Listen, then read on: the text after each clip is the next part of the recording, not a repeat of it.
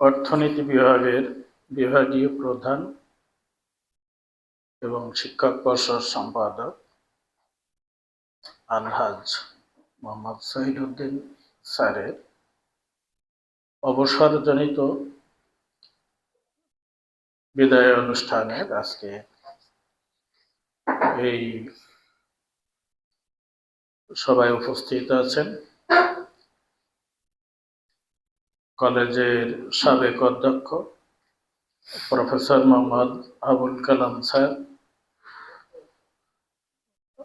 অন্যতম সাবেক অধ্যক্ষ মোহাম্মদ রুহুল আমিন স্যার,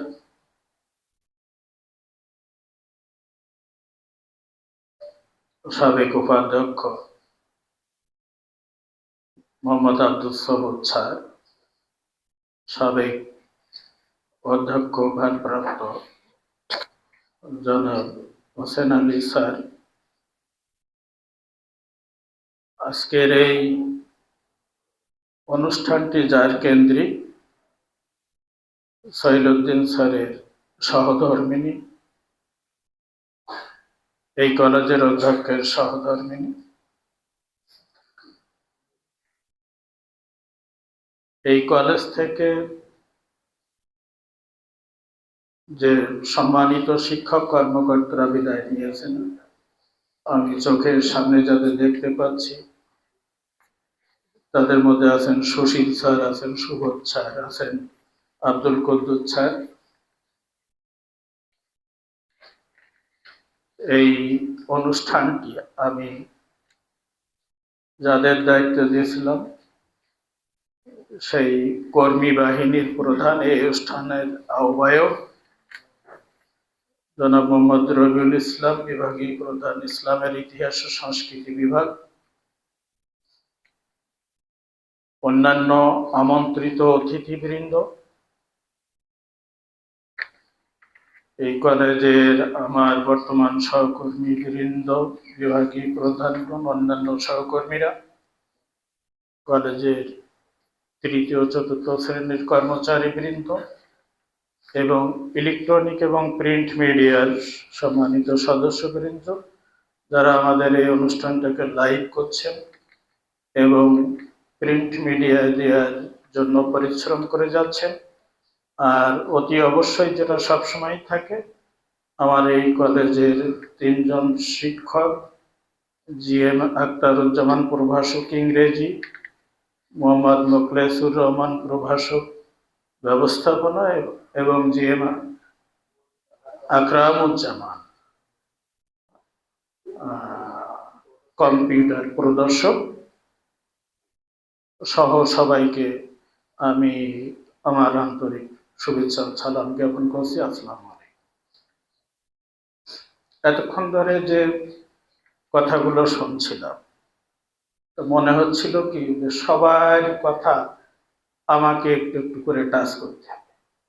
তো সে টাচ যদি আমি করতে যাই তো দুপুরের খাবার বিকেল গড়িয়ে মনে হয় আরো বিলম্ব হয়ে যাবে।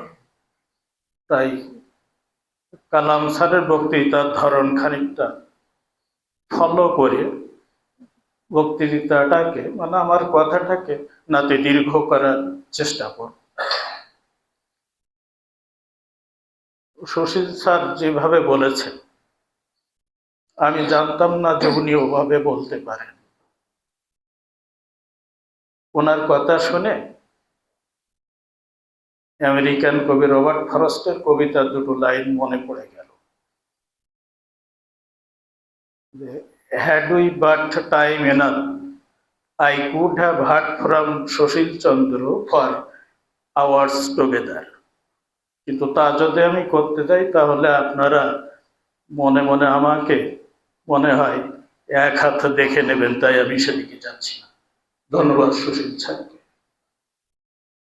এই কলেজের ভিত্তিপ্রস্তর স্থাপন হয়েছিল এবং তারপরে আমি নিজেও আশাশুনি সন্তান হিসাবে যা শুনেছি, সাবেক অধ্যক্ষ রুহুল আমিন স্যারের কথা, যাকে আমি রুহুল আমিন ভাই বলি অনেক আগে থেকে।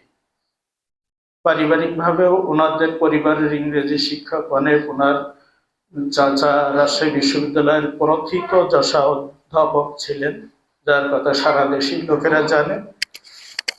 তো ব্যক্তিগতভাবে আমি এই রুহুল আমিন স্যারের পরিবারের প্রতি অনেকখানি দুর্বল ওই ইংরেজির কারণে। আমি নিজেও ইংরেজি বিষয়ের ছাত্র, তাই।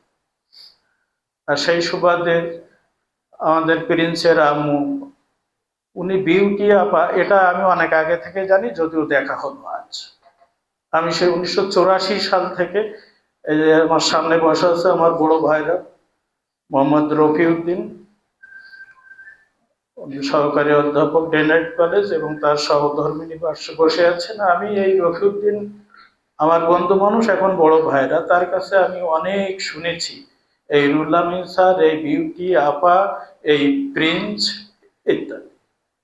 তো আমি সেদিকে যাব না। আমি যেটা মুখ্যত বলতে চেয়েছি সেটা হলো যে এই রুহুল আমিন ভাইয়ের হাত ধরে এই কলেজটা এগিয়েছে অনেক।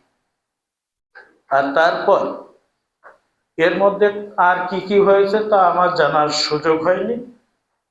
যেটা একদম ভিজিবল মনে হয়েছে, আমি